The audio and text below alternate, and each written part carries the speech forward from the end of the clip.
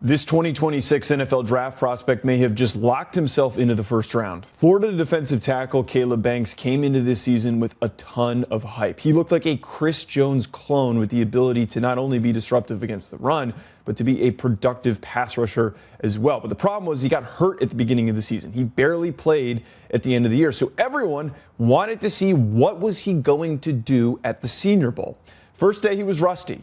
He did not look great. Then he stepped up to the plate and he dominated on day two. During day two practices, Caleb Banks was everywhere. In one-on-ones, he was mauling offensive linemen, he was showing high energy, and then in team drills, he was finding ways to disrupt every single run play that he was on the field. Caleb Banks answered a lot of questions, and it feels certain to this point that he'll be one of the highest drafted defensive tackles in 2026.